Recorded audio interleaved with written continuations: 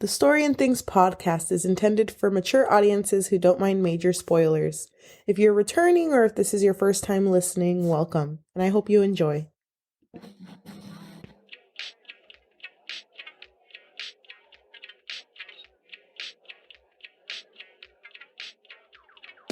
Hi, welcome to the Story and Things podcast. We are a podcast that reviews stories and we talk about other things. I'm your host, Yajaira. I'm your host, Cheli. And today we are going to be discussing the infamous The Hating Game by Sally Thorne. Yes. Had you already heard about this story? No. What? I thought, because I forgot her name, that this book was written by Bella Thorne.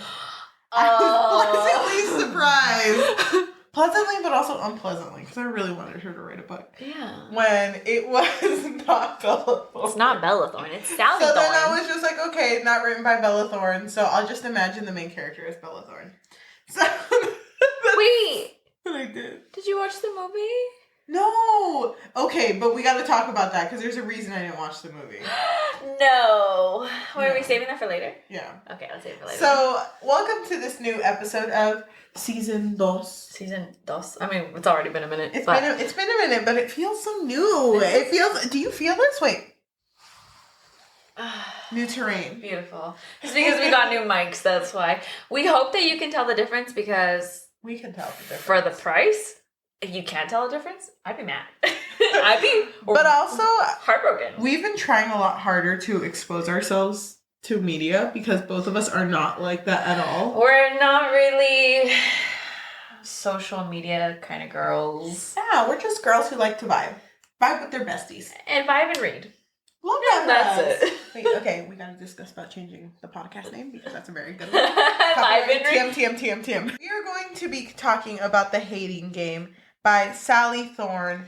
And I wanted to give a quick summary. I'm not really going to go into specifics because I think it would be really good if you listen to this episode after you've read it. So if you want to go read The Hating Game, go read it now. And go. Go. Don't stop. Okay, he's done. But we're going to start off by giving a summary that isn't going to give out too much spoilers. No.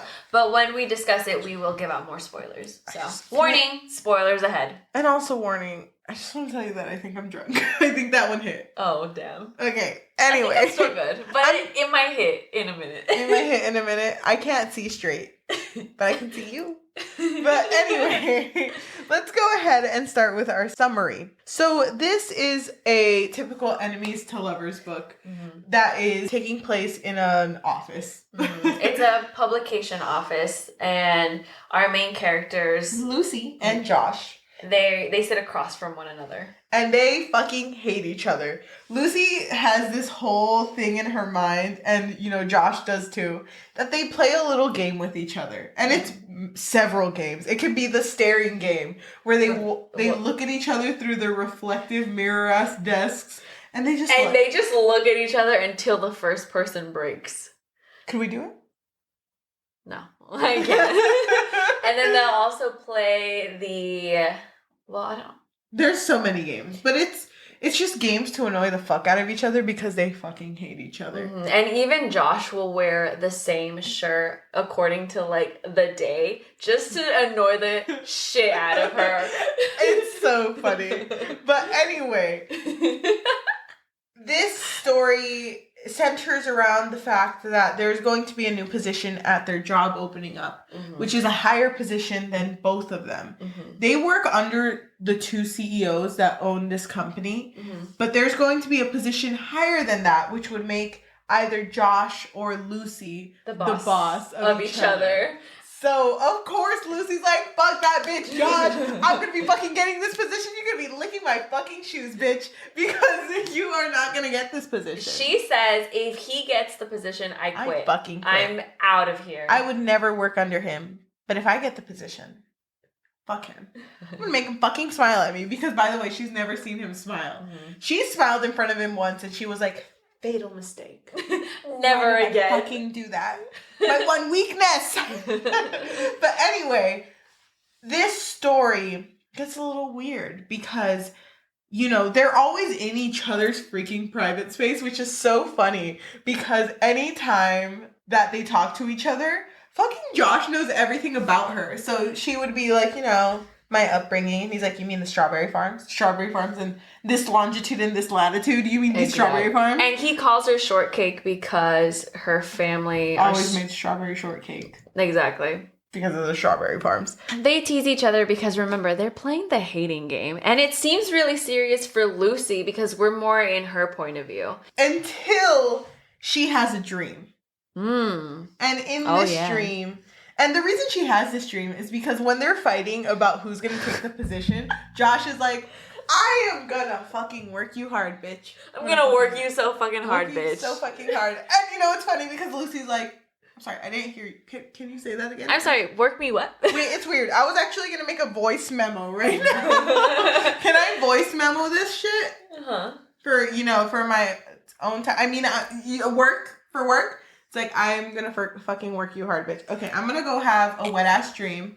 And she does. She has a wet-ass dream about him. So it changes the dynamic because the next day, she dresses up for work. She's wearing a really short skirt. She's wearing red heels. She walks in like she owns the place, but she ends up tripping because that's just the kind of character that she is. And he's like, just looks at her like, really? Really, bitch? Really? But then she mentions to him that it's like, I had a weird dream about a coworker. But I'm not going to say who, though. And it was fucking sexual as fuck. But I'm not going to say who it was about. But I will let you know that it is someone that is leaving their position. And he's like, oh my God. Oh my God. You can only assume what he's thinking. But by the way she words it, it's like, I'm going to be Joshua's mind. I'm going to be the fucking boss. So therefore, this position. She's fucking dreaming about me. She's fucking dreaming about me, bitch. So he's like, oh my gosh. He's really intrigued, and so he's asking her questions. And she notices that while she's explaining the dream, but not really explaining the dream, she goes on this whole tangent about what it was, but it wasn't. Yeah. She notices that he's turned on by it. Yeah. He's like, oh, tell me about this dream, girl. Tell me about this dream. But anyway. But wait. Before we go on, she looks really hot this day, remember? And he tells her, he's like, oh my God, where are you going? And she's like, I have a date, which was a total lie. Yeah, she didn't. But because he asked her, well, where is this date? And she just tells him, oh, it's this bar on Melrose. 7 p.m. I don't even know. At 7 p.m. And he's like, really funny because I'm actually going to go to the same bar at the same time. She freaks out. She runs to another coworker's cubby or whatever they're called. And she's like, what are you doing at 7 p.m. today? Oh my God, nothing. Why? And she's like, do you want to go to this bar with me? And he's like, he's infatuated by her, so he agrees. He's like, hell yeah. So then that lie ended up becoming reality. But while she's leaving for her date, she gets in the same elevator as Josh. And he's like, I'm going to fucking stop this elevator, bitch, and fucking make out with you. Okay. Something we didn't mention, she's a 5-foot queen, and he's like 6'4". So he stops the elevator, and they're arguing like they normally do. And he literally picks her up like a little Polly Pocket. And she's just looking at him like, what the fuck? What am I doing up here? And is this how it looks? He literally tells her, visit me up here. I can't with him. And so the tension has always been there between them, but it like explodes and they start kissing. But at first she's like, what the fuck? What the fuck? I thought we hated each other. I thought we were playing the hating game, not the kissing game. And so they end up making out and they leave the elevator, whatever. He ends up giving her a ride to her date because she doesn't drive, I guess. I don't know. And he didn't believe her that she had a date. Exactly. But when they arrive, she's like, yeah, I'm going to be having a date with Danny. I don't remember his name, to be honest. But then he's like, wait, Danny from Design? From Design? The one that's leaving? She's like, yeah, he's leaving, so it's all right. And he's like, oh my God, this is awkward. You're not going to call it HR on me, are you? Which bouncing off of that, they would also play the HR game. So when things would start to like pass a boundary, one of them would say, that goes against protocol. Wonder what Jimmy from HR would say if they heard about your...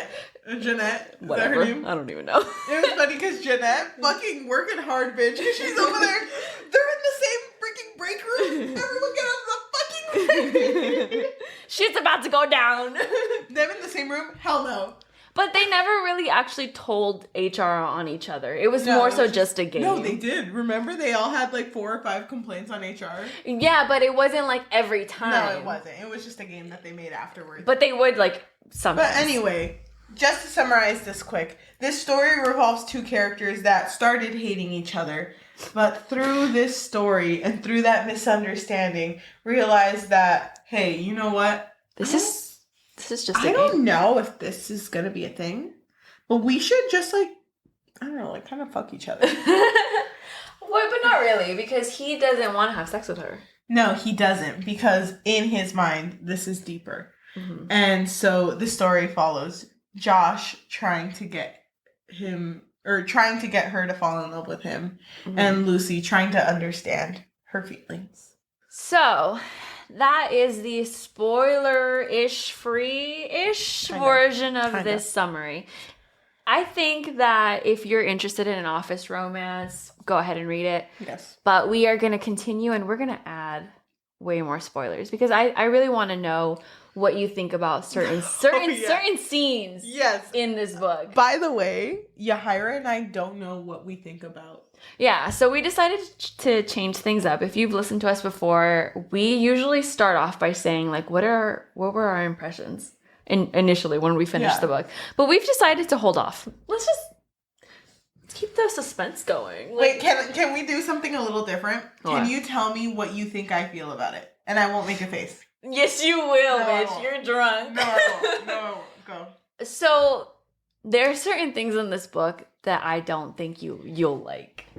You know what's funny?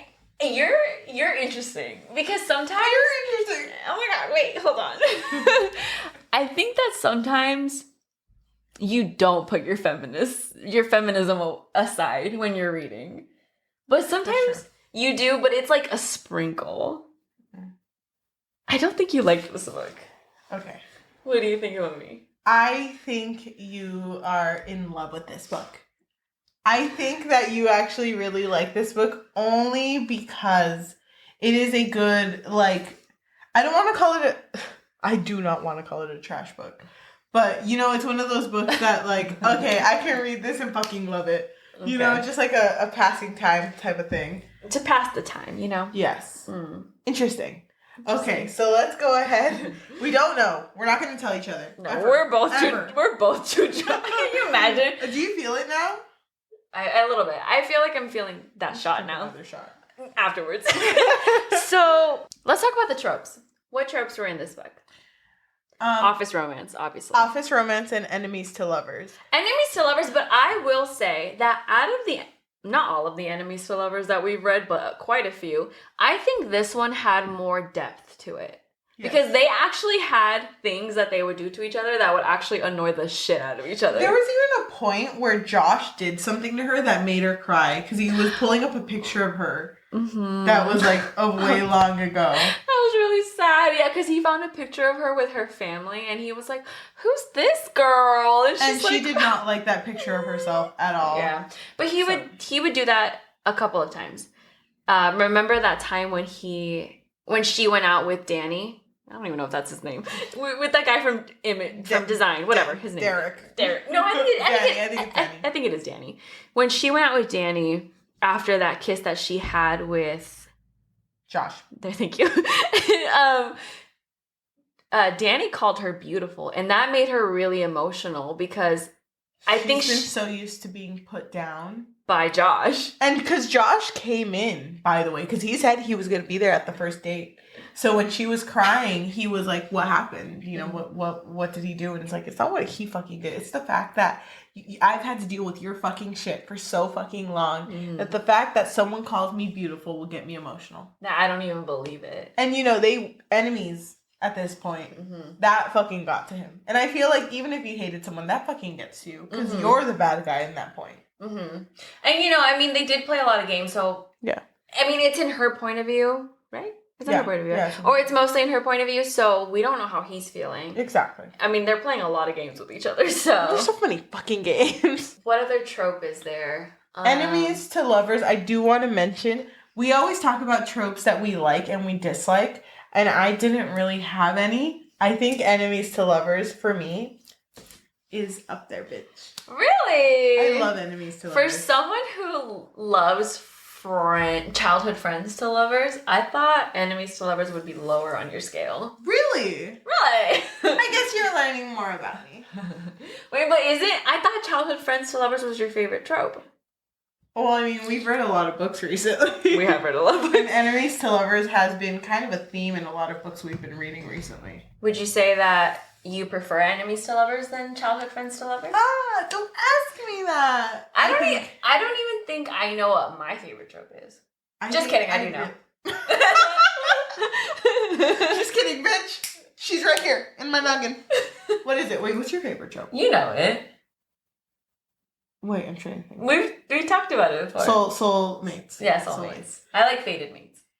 When they don't know that they're fated mates. I really like enemies to lovers.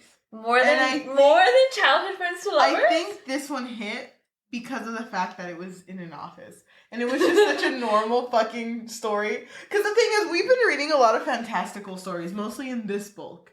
So this was such a normie book that it caught me off guard. It's such a, not to, belittle it or anything. No. But compared to the other, books that we had, it's, a more simple book. Yeah, exactly. So, yeah, it's, an easy read compared to the other shit that we read. Enemies to lovers fucking got me. Can I just say that the author's humor was fucking on point, except for one joke that that missed the mark. It missed the mark. Literally, I looked at that joke and was like, "This is gonna lower the score by 0.5." Oh no! Because of how bad this joke was. Can you tell me now? It was that joke that was like, "Oh yeah, I feel." What did she say? It was something like, "I'm so upset." Lasai. When you say L-E. I don't even remember that. I do, because when I read that, I literally had to turn off my iPad and I just sat there and I was like, "Dear God." It's me again. It's me again. I know. I'm reading. I got a lot to say, bitch. Sorry. Amen. I was so... Oh my God. I don't remember that. I think I blacked out. But their humor was so fucking funny, because there was this point where her and Joshua looked at each other, where Lucy and Joshua looked at each other, and she was like, "Put away your weapons." I love that. Gun, and then it was like they were both taking out imaginary weapons, and it was like they were putting it down on the table. And then Lucy was like, "All of them." He was just like, God damn it. Yeah, so they were supposedly unstrapping weapons from their holsters and putting it on the table. And that part was really funny. I really liked that part too, because they were like, "Okay, weapons down. Let's talk for realsies, okay? Oh my God. Let's actually have a conversation for once." Yes. I liked the dialogue. Yes. I think the dialogue really hit for me. The way that they bounced off of each other, Lucy and Joshua, felt really natural to me, that it really felt like I was witnessing an enemies to lovers where they're both just in denial. Yeah. Except for him. Yeah. True. I do want to mention that I would have really liked if Val, the girl who was let go, was brought up more. Yeah. I mean, she was brought up a teeny tiny bit more in the movie. I need to watch it. Why did you watch it? Just tell me. I'm so curious. I can't tell you till the end. Fine, whatever. Can I tell you now, but you have to be okay with whatever I say? No, just save it. We're not... What? Thank you. Okay, so what did you think about the character development? I really... Wait, hold on. If you're listening to audio, I'm winding her up. Really love Joshua and Lucy. A lot. Joshua and Lucy? Both of them. Okay. Their dynamics, the way they talk to each other, their humor. But I love their dynamic, and I love, you know me. I do know you. You know that I love jealousy in books. I fucking do love know. it. Yeah, love she literally brings it up all the time. I love it, but I love the fact when they were at paintball and literally every part of the business, like all the people were having their own individual paintball games, and the girl, or Danny, the person who Lucy had went out with, was at another paintball game, and you just see fucking Joshua shoot him, and it's like, Danny's like, what the fuck, man? I'm not even in the fucking game. He's like, sorry, bitch. Sorry. That's what you get for talking to Lucy, bitch. He's like, my hand slipped. Sorry. Swear to God. Sorry, I fell and got into aiming position and just... I'm just such a good shooter that I just Sorry, but I mean, headshot. Imagine it was a headshot. I think he shot his ass, wasn't it? Yeah, or the back of his leg. Yeah, it was. But their dynamic, I thought, was really, really cute. I just love the fucking writing in this book. Except for the little cringe part. I don't remember that part. You know the part that I liked was when in the beginning when she talks about her password, it's I hate Joshua forever. And she thought because they had this hating game between them that his password would reflect hers. So it would be like, I hate Lucy forever. But it wasn't because she tried to sneak in. And it was like, well, damn, it's not his password. I guess he doesn't hate me forever. That part was so really funny. She's so fucking funny. By the way, her fucking obsession with Smurfs. Because she has this obsession with the fucking blue-ass Smurfs. And, they always try to catch each other. They always know each other with what they do. And so the male guy comes in and is like, here's your Smurf. And Josh is like, what the fuck are you doing ordering Smurfs to come to our business? And it's like, don't you know, Lucy auctions, joins the auctions for rare Smurfs. She loves Smurfs. Use the blue things? The little blue people? Hello? But he's so funny because he was like, I thought you were just buying clothes for yourself because they came in little boxes. So he's like, she's so tiny that her clothes fit in that little box. Oh my God. So funny. So I do want to talk about the character development and when she actually starts developing feelings for him. So after their kiss, she can't really stop thinking about it, but she's like, we're going to make a game where we never fucking talk about it. Because she doesn't want to talk about it anymore because she doesn't want to accept that she may have feelings for him. Because remember, she wants to be his boss. So she's like, gotta get my head in the game. Just like Zac Efron. Thank you. Yeah. I knew you'd get me. But I love the fact that when she's trying to be like, okay, I want to understand what's going on. She's always fucking around him and is so oblivious to the fact that she likes him. But the thing is, I don't really like the oblivious trope, but I feel like it was written very well here because she honestly didn't fucking know. Yeah, she had no idea that she felt a certain way for him. Because even when they kissed, she was completely like, what the fuck is happening? Why the fuck am I feeling like that? Why are we kissing right now? I know, but I also hate each other. I like the fact that there was one day where because he was like, you know what? I'm not going to fucking kiss you again until you go up to that Danny bitch in design.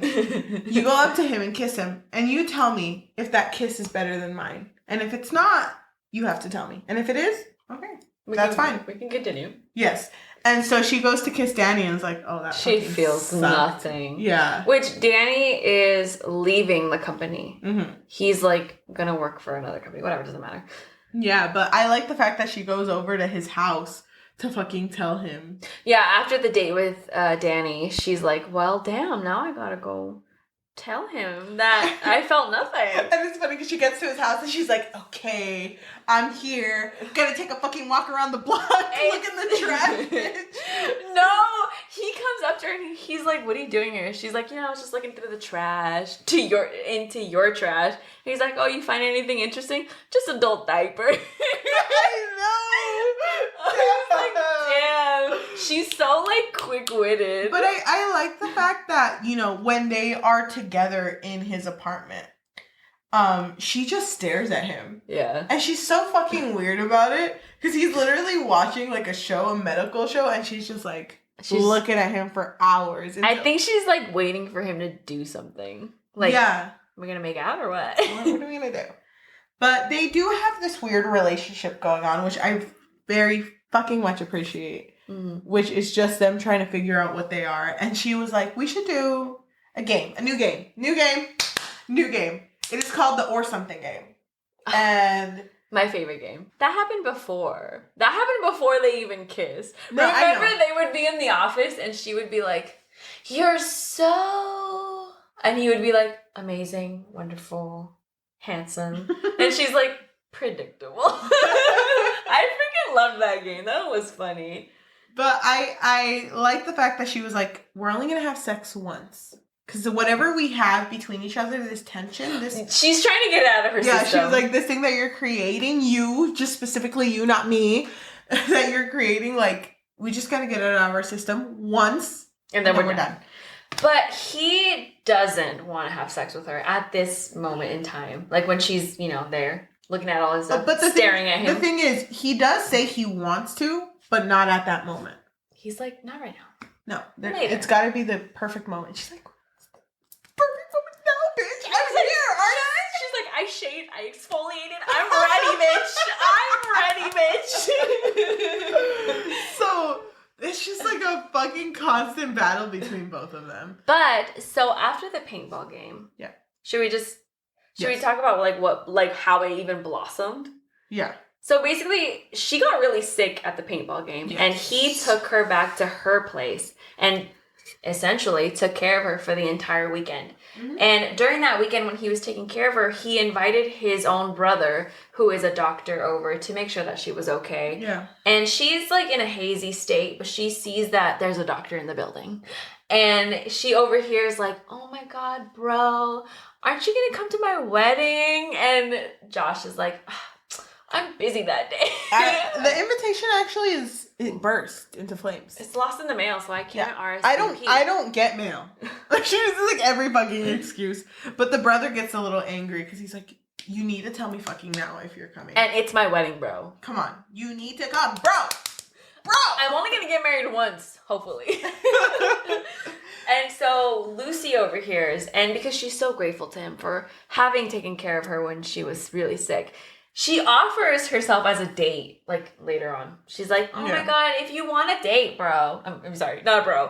"If you want me to go with you as a date to the wedding, I'm down. I'll even drive you there, and you can get shit-faced. Like, I don't even care. Yeah. I'll drive you there." And he's like, "Bitch, I don't even want to go. What are you talking about?" So, but they end up going. Can we, talk about that? Yes. Should we just skip? Yes, because we were talking about the character development. I do want to talk about fucking the blossoming of their relationship. Mm-hmm. I love how it's handled because they're already having a lot of sexual tension between themselves. Mm-hmm. And it's funny because she's like, "We're going to this wedding? Where are we staying?" And he's like, "I don't know, like a fucking crappy motel." And she's like, "Am I gonna have to fuck you in a crappy motel?" You know what's gonna happen. I'm already fucking pants half down. Like, you know it's gonna fucking happen. Condom in hand. I already opened it. We have to use it now. I only brought one. But this wedding is so good because, like, you finally see, like, just, like, the fucking horribleness of the fucking family that Joshua has to endure. But also just, like... By the way, they do have sex before all that. When they're at this wedding, it's finally at this point where Lucy starts to admit to herself that she's having weird feelings. Mm-hmm. And she's so scared of having these weird feelings. And I fucking love how this part is written because he's so sweet to her, but she's just like, "Okay, no, not me, bitch. Not me. You're trying to entangle me in this bitch? Not me." But before the wedding, he does reveal to her that he's had a serious relationship like 2 years ago, I think. Yeah. And he's like, "It just didn't work out because most girls just want me for my looks, for my hot body." And she's like, I get it. No, he's like, "I think most girls just see me and they just want to have a good time, but they don't actually want something serious with She's me." a little thrown off by it because she's like, confession. She's like, "I didn't think he would be that offended by that." Mm-hmm. Because she did make remarks like, "Yeah, I'm just here for your body," but it was a joke. And he would be like, "Oh, okay." Yeah. So then after they have sex once, she's just kind of like, okay, I said once. I did. I will admit it. But what is once? Like, what the fuck is once? But I did bring this whole, like... I meant once a year. This whole roll. Or, sorry, once the whole year. I it's embarrassing. I asked for one condom in the condom store. Those exist. Don't look it up. I asked for one condom in the condom store. They gave me 100. And I'm not gonna waste them. I'm not a wasteful bitch. You know that about me. And he just, like, she is so, like, in this point where she knows something is happening, that she is falling for him. She does feel like she shouldn't feel this way just because she does want to get that higher position in the job. Remember, that's happening. Yeah. But she's also like, well, damn, I kind of like him, though. I kind of like him. And it, like, exponentially just, like, skyrockets only because... The day after when they're having breakfast with the family, freaking Joshua's family, I'm not even going to get into it, but they're fucking a pain in the ass. And she calls them out. Lucy calls them out and is like, you guys fucking suck. You don't appreciate your son. This bitch does so much. It's mostly the dad. It's the dad. Because the dad is... Okay. The family... I said it again. The family are basically all doctors. Yes. And Josh was like, you know what? Not me, bitch. Not me, bitch.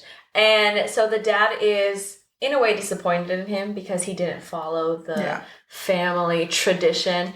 And so he'll make, like, sly remarks like, oh, my son, I'm so proud of him. But he's talking about the brother. Yeah, and even fucking the brother ended up with Josh's ex-girlfriend. So even in the freaking wedding, like, ¿cómo se llama? When they read the vows? The vows. Or, the toast. When they're giving the toast. The dad is like, I'm glad you chose one of the Templetons. Templeman, I think. Yeah. I'm glad you chose one of the Templemans. And it's like, what the fuck? Like, what the... My boy Josh?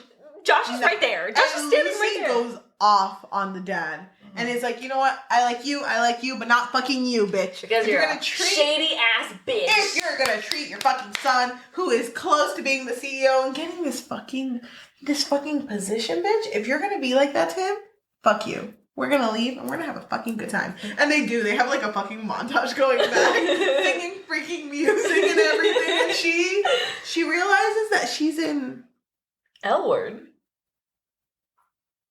Wait, hold on. She's in love with him.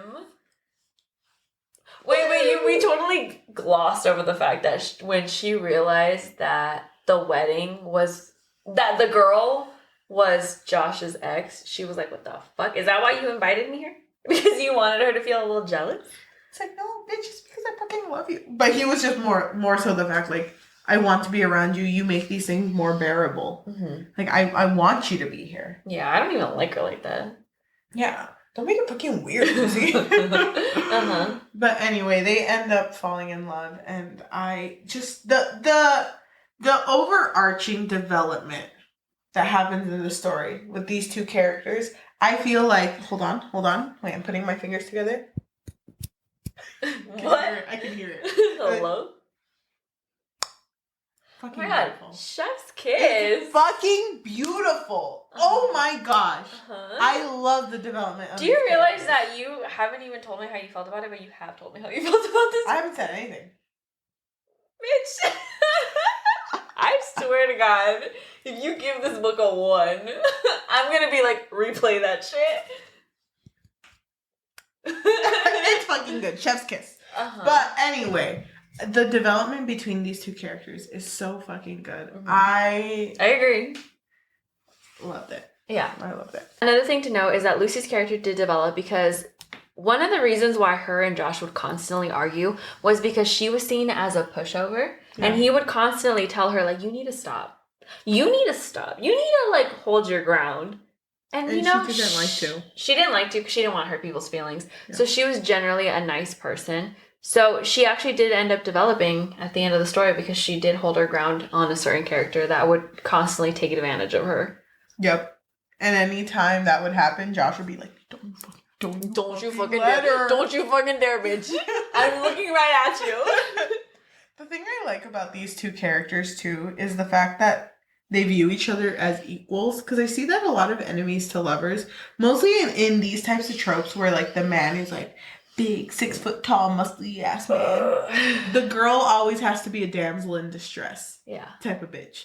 Yeah. But, like, I really like that they're both equals. Mm-hmm. They're both capable. They're both, like, you know, can be their own person outside of a relationship. I fucking love that. I thought that was good. At no point was she a damsel in distress. No. And just to reiterate, the writing in this story was really nice. Mm-hmm. I love the writing in this story. I thought that it was very, you know, done in a way where it seemed very realistic, even to the point where Lucy would call her parents. And it's fucking just as parents. She would talk about Josh to her parents, and her dad would be like, "Who is it, Jebediah?" Like, oh my god. Jebediah? Yeah, Dad, close enough, I guess. How did you feel about the spice level? Sorry, spiceometer? Here. It was alright. I don't even remember it. It was like a 1 out of 10. You want to know? Yes, it was very low. It was mild. It was very, very low. Uh-huh. Even when it got to the first time that they actually had sex, I was kind of like, that's it. All of this tension. This build-up. And you're not going to deliver? But I thought it was so... I don't know. I thought it was really endearing that, like, you know, when they would kiss and he was like, "Oh my god, I'm so fucking turned on right now." And they would just kind of be really awkward about it. Uh-huh. I thought that was very endearing. No, yeah, I do agree that the tension was really nice and I enjoyed it for the most part. Yes. Spice could have been a little better, but I'm not upset about it. It's whatever. Did you have any dislikes on this book? Yes. Because I have one that... like right here. Can I hear yours first? Well, mine is kind of like small. Okay. Maybe not small. But like it actually has to do with the spice level. Mm. So any time that our main character was turned on, she would describe it as her nipples would pinch. Oh, yeah. And I was like, what the fuck does that mean? What does that even mean? What does that feel like? I don't know. And you know what made me more mad? What? He never actually pinched her nipples. Like, hello? If you're gonna describe it as, like, your nipples are pinching, and no one actually pinches your nipple, bitch, like, hello? If the nipple was never pinched, was the nipple even there? No, it wasn't, actually. Any time there is a, like, smut scene or, like, a tension scene where, like, the nipples have, like, a mind of their own, it's just weird. I saw this post on Twitter that was so fucking funny about how, like, when men write about women, they don't know how to write them. So it'll be like, "I was hanging out with my friend and my breasts were just perky with excitement." And it's like, hello? What does that mean? If my breasts were perky, I would tell you, but I don't think it would happen often. Like, what does that even mean? I don't know. Perky with excitement. What? But not sexual excitement. It's just excitement. I'm just happy to be here. Thank you. It's just platonic. Platonic perky boobs. It's just fucking weird. That's so funny. I did have a dislike. I need to look at the quote, though. Wait, before you get to your dislike, there was this one part that I liked that I didn't mention earlier. When they would play the HR game. And remember when she looked really hot? Like, she came to work, like, in, like, her best fucking outfit ever. He was like, you know, that's not appropriate business attire. And he was like, "I'm gonna call HR," or whatever he said. And she's like, "You can't take your eyes off my thighs long enough to call HR." She's like, "You don't even know it. You don't even know, like, the protocol of, like, the dressing attire." And he's like, "I have it memorized." I can recite it right now. It's so funny. I did have one dislike. What? I didn't like that the fact of Danny being in the story. You always have an issue with a side guy. Why is that? Because the thing is, if you're gonna put a side bitch inside of this story, then why is he not inside of the story? Because not every guy that you talk to is a big part of your story. But hear me out. If you tried making it a big part, and the thing is, they even acknowledged it. The fact that, like, oh, it was because I was being an idiot that you started talking to this dude. Josh freaking, like, comes to terms with that. It's kind of his fault. I wish he would have been a bigger thing because I love the fucking jealous trope. Hold on. I just want to see him be jealous. No. Lucy was the one that came to terms with it because she lied about it. No, she did lie about it. But then when she brought it up to Josh, Josh was like, oh, so it's my fault that this happened. I could have sworn it was the other way Don't around. Don't make me look it up because I'll be right. It was whatever. It was both of their faults. Who cares? Yeah, it was both of their faults. It was both of their faults. But anyway, I just wish that he wasn't just a one and done. I don't understand why you have such a problem with those types of characters. Because you were the same way with John Ambrose McLaren. Yeah. I don't understand. Hold on. Let me finish. Go ahead, but I'm gonna hold your hand while you. Not every guy that you talk to, romantically, platonically, doesn't matter, or even girl, any friend, who cares? Yes. Any person that you talk to doesn't have to be a big part of your story. I agree, but if you spent so much time explaining this fucking character to me. Danny wasn't even explained that much. He was explained. He worked in design. That's it? That's all you fucking know about him. 3 things I know about Danny. His name starts with D. He worked in design. And his name and what he worked in both started with D. 3 things. You can count it as 4 maybe. You're like, that's enough. That's enough. But I just wish that would have been a bigger fucking deal because I love the jealous trope and I wish there would have been more of Josh being jealous. Thank you. That part was cute. I agree. Good night. Oh, we're done? Okay, cool. Mic drop. Sounds like one. It sounds like one. Whoa. I love these new mics. Was that your only dislike? Just the fact that he was a small little, been bigger. A little sprinkle in there. Yeah. Okay. I never mind these types of characters. I'm sorry.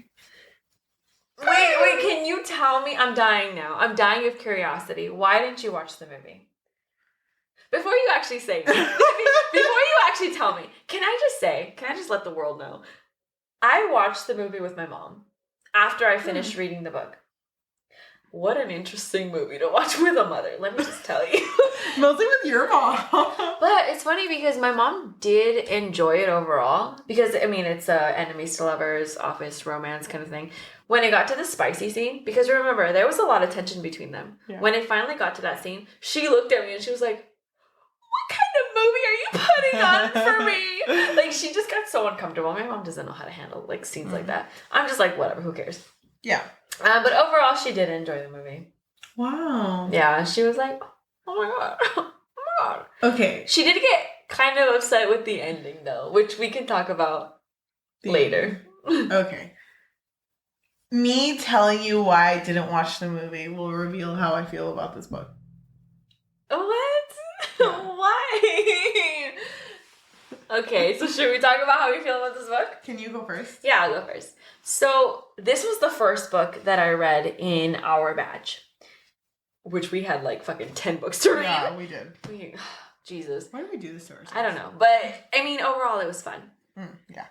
So, I will say that I had already seen a lot of polarizing things about this book. Either people really loved it or people really hated it. I never saw like an in-between. I feel like I kept seeing it on TikTok. I kept hearing people say that, oh, you know what? I don't like this book. But you know what it is? I think people hate this book because it became really popular. Okay. But me, personally, I really enjoyed the dialogue between the main characters. I think that was like my favorite part about this book, that they had such good chemistry with each other, that they would always bounce off of each other, and it was just like magic. Like between them, I don't think I've ever read like, I don't want to call the story basic, but we've read a lot of fantasy, okay? Just hear me out. This batch specifically was a lot of fantasy, so like, please understand that this is not an insult, but this was a basic story in comparison to everything else we read. Yes. So out of every like thing that we've read, like just in general, I thought that their dialogue together was probably one of my favorites. Just like the way that they would like be witty with each other. Office romance, even though we both really loved Spanish Love Deception, it's not really one of the things that I seek out. I don't really like office romance or just work. I understand. Or even like work romance. I don't know. I'm not going to fall in love with my coworker. I No. work with them. Exactly. Like, I can't. It's just not something that I seek out. But I really did enjoy the story. I did have a few issues with it, like the nipples thing. And also, I didn't really love that she would address her boss as fat little dick. Like, that was weird. But, I mean, I don't know. I'm just gonna ignore that part. Pretend like it didn't happen. Mm-hmm. Overall, I think this was a fun read for me. It was a quick read too. I think I would give it like a 3.6, 3.5, around there. Out of 5. Out of 5, yeah. Which is pretty good, honestly. Pretty good. I think I would read it again. Specifically for the dialogue. What about you? So, we were just talking before we started filming about someone I once knew. Someone that I used to know. So let me just tell you that this person fits exactly who Lucy is. And when I first started reading this book, that hella turned me off. Because this person that I once knew was a very not healthy person to be friends with. And I was not down. I was not down at all. For Lucy? Yeah, I was not down for Lucy because of this person I once knew. And I was like, I'm gonna fucking hate this book. Oh my god, I'm gonna fucking hate this book. And even looking at the cover, I'm sorry, because I really like people who do graphic design for covers. This cover fucking sucked. I thought it was... Which version? Hold on. Please pause. Please pause. Can you sing a little song while I... Oh my god, we were thinking the same thing. Oh, yes.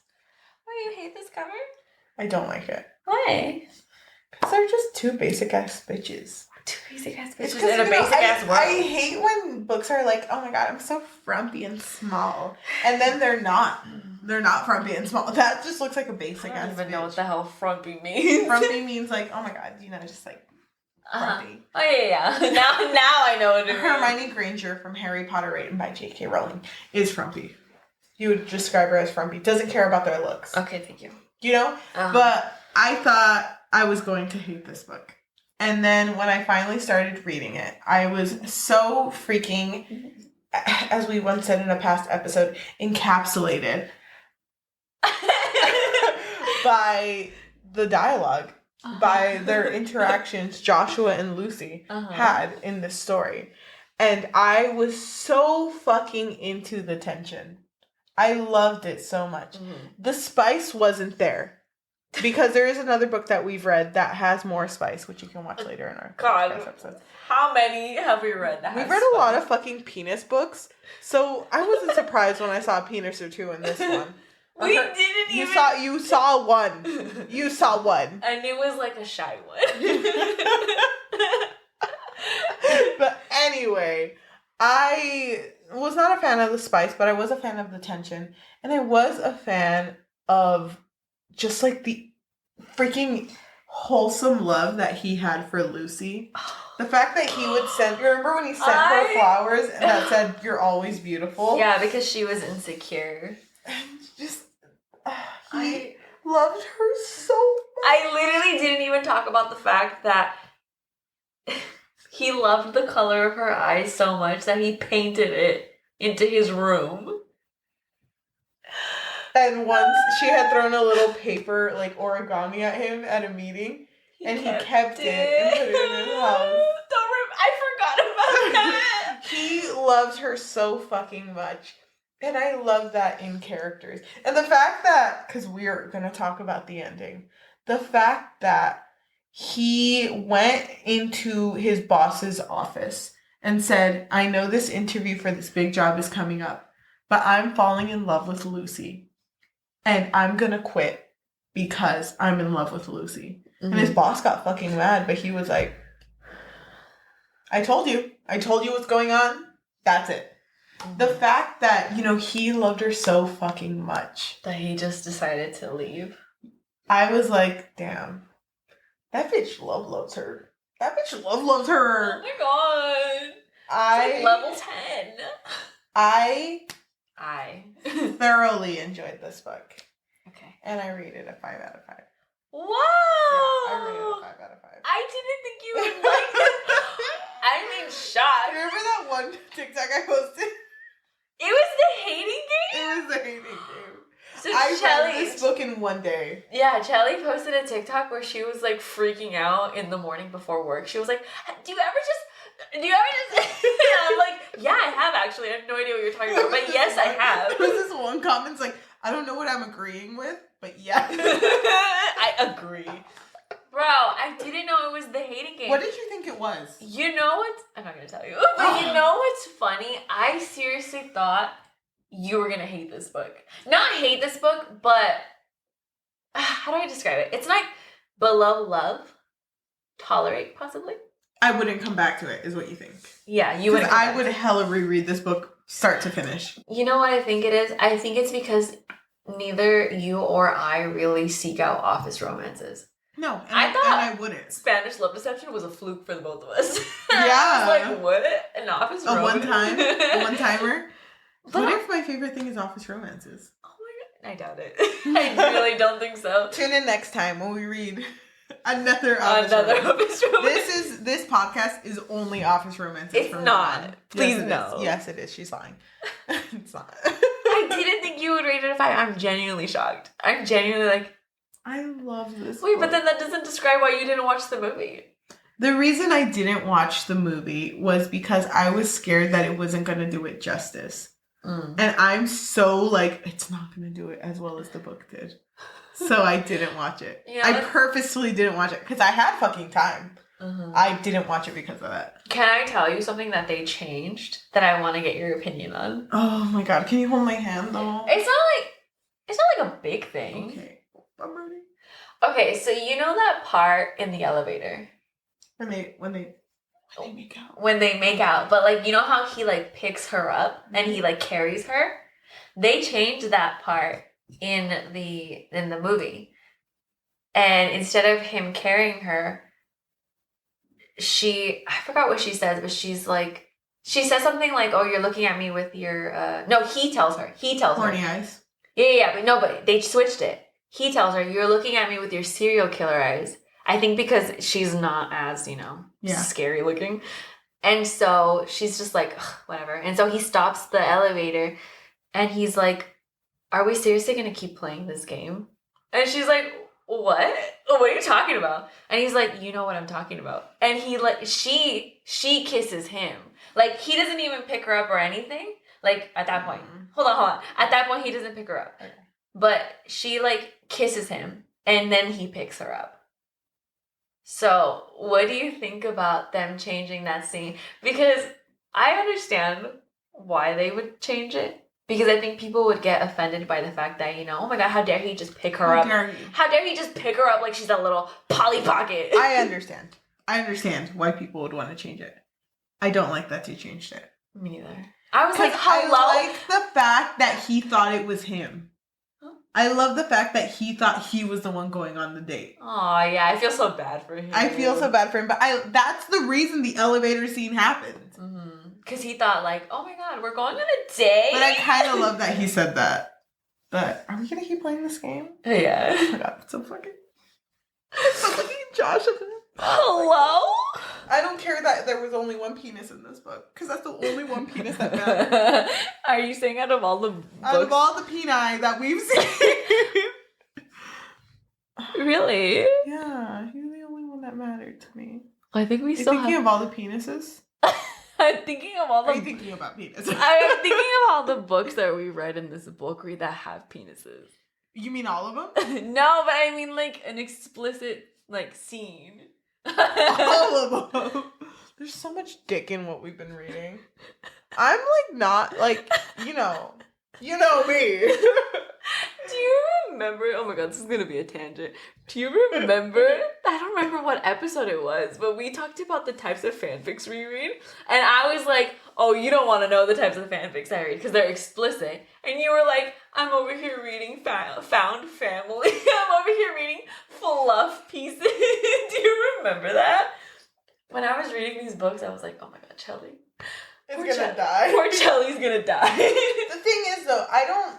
How do I say this? When I was younger, when I was young, the wee age of 17, when I would read, like, you know, like, sex in fan fiction, I was like, because I like the character so much and because I like the ship so much, I was like, oh, hell yeah, I'm fucking down for this. But I never read anything that was extreme. That was not me. So getting into this podcast with you, we've seen the extreme. It has been quite the journey. You know, I never thought that I would be here reading, you know, a Julia Quinn book. I never thought that I never thought that me thinking we were going to read a book about snakes, which if you listen to our last episode, you'll understand that reference. It's Den of Vipers. I never knew that it was just going to be about penises. Like, I never knew we were going to fall down this route. It's not that I don't, or it's not that I hate it, because I don't, but I don't seek it out. Yeah. I'm more of like I want to read found family type shit. Because that's just me. I respect that. Thank you. That's very nice of you to say. Of course. No problem. I'm still shocked that you gave this such a high rating. I fucking love this book. I can excuse the lack of spice. Oh my god. I cannot excuse the pinched nipples. The pinched nipples, exactly. You know what's funny? Seeing as how this was the first book that I read in our book read, I think I actually gave it a higher rating when I rated it on Goodreads on my own personal account. Let me look at it. I think I gave it a lower rating. Oh no, just kidding. It was the same. I said it would have been higher had it not been for the weird description of her nipples being pinched when she was aroused. Love that like, for you. Damn, why are her nipples pinching? I should go in and give it a 5 out of 5, which I'm pretty sure I did. And I should just write like 5 out of 5 only because her nipples were pinched. But not finally someone understands. But not literally. No, they were never pinched. Because who would let that happen? I mean, I don't know. The only one who can pinch my nipples is the big G and the S, the big guy in the sky. God. No. Amen. God, no. No, God, yes. I was gonna ask you something. Hold on. Okay, I know that we've already passed like what we thought about it as a whole, but what was your favorite game that they would play? The How Are You game. Why? Because I thought it was funny because the first time they played it, basically the How Are You game was they act very cordial with each other. So there was this one point where they were like, how are you? I'm good. How are you? And they're like, they were literally walking in tandem, like freaking same steps to the coffee room. I was like, can I serve you some tea? I know how you like it with sugar. I know how you like it with sugar. And freaking the HR lady came running. She's like, what the fuck is happening here? What the fuck is happening? I thought that was so fucking funny. That was funny. Yeah, I really liked it. I really liked the games that they would play. They were funny. It made it more interesting. Yeah. For enemies to lovers, you know. Yeah. I think my favorite is the one that I already said. Was the you're so and he would be like, amazing? No. That's not where I was going with it. Can I just say, too, the fact that the staring game, he was like, she was like, the point of the game is for me to make you laugh, or one of us to make each other laugh. And he was like, I thought it was for us to fall in love with each other. Dude, I cannot even begin to tell you. I know, I'm gonna cry too. I really like that together. I can't even begin to tell you how much I love this book. I literally read it at night. I had to go to work at fucking 6:30 in the morning because I had a meeting in the morning. So I was like, it's okay. I'm going to fall asleep at 9 p.m. And I'm just going to read like the first 20 pages of the hating game. I started reading it at 9 p.m. and didn't finish until 4 a.m. I stayed up reading that fucking book. And every time a scene like that would happen, I would like close my iPad and scream to myself. I have voice memos of me just like, I can't fucking take this anymore. I was dying. I love this book so much. 5 out of 5. 5 out of fucking 5. I recommend it. If you don't like it, don't listen to our podcast. Just kidding. Please listen to our podcast. But oh yeah, I really like it too, though. It was really fun. It was a fun read. It really was. But do you agree that love and hate are like the same thing? Do you agree?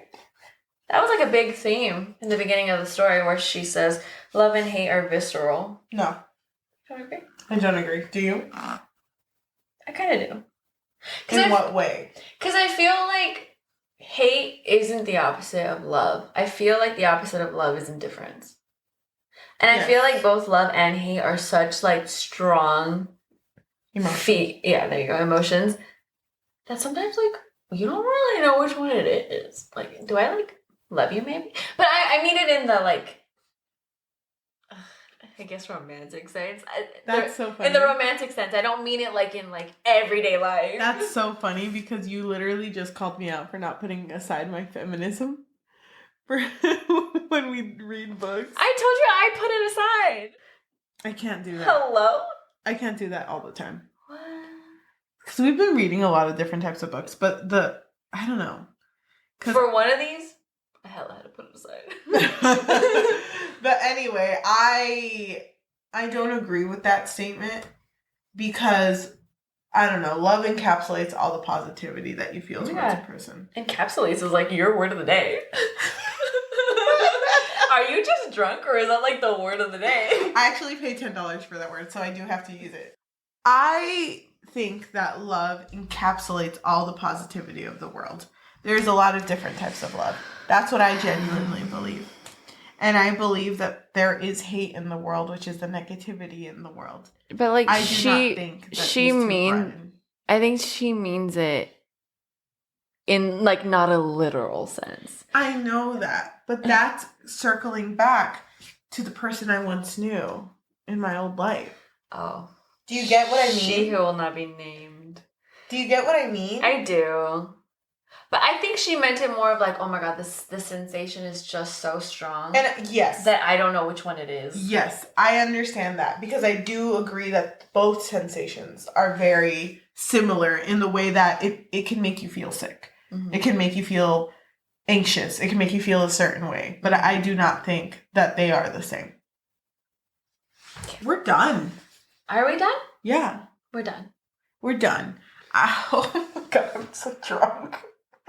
Really? Sorry. I feel like I'm sober up. I'm not. Oh. I'm literally falling deeper and deeper into this hole. Like, the more you talk, the more the words start to sound like... like the, oh my god. What does Snoopy come out in? The Peanuts? Yeah. I was thinking of the wah. I'm like, literally, you would be talking and I'm like, whoa, green on your mic. Okay, so thank you so much for listening to us. If you are listening to us in audio form, Spotify, Apple Podcasts, Amazon Music, or anywhere you listen to podcasts on, I would really recommend you leaving a review, leaving a rating, because that really does help with exposure. Everyone knows exposure is better done through word of mouth. So if you want to like talk about us to like your grandma or your grandpa, but not your uncle, because he's a little you know what sus. He did. You know what he did. If you want to talk about us with anyone that you know, that would really help. We really are trying to be more exposed 2022 because we want our podcast to do fucking well. If you watch us on YouTube, thank you so much. If you can leave a like, if you can comment, if you can subscribe and click that notification bell because that really helps with analytics. That would be really nice. If you want to talk about what you felt about this book, I am willing to discuss it with you because, bitch, I've been feeling a certain way about this book. So at the end of our episodes, we typically roll a die. And if it lands on an even number, we read a positive review on Goodreads. And if it lands on an odd number, we read a negative comment on Goodreads. Just to let you know, we're going to read this comment and leave it up in the air. Not going to talk about it. Does not connect to us. We're not going to discuss it, but like not on camera. Yeah. And if we make a face, ignore it. You made a face.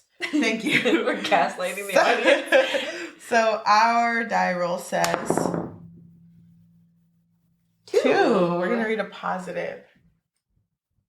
All right, so our positive review comes from Haley. Haley in Bookland on Goodreads. They rated it a 4 out of 5. Well, she put 3.75. And they wrote, I really wasn't sure about this up until the end, but once I got there, I was squealing. That's it. The end. Thank you so much for listening, and we will talk to you next time. Bye. Bye. Why do we both looking? Are you still drunk?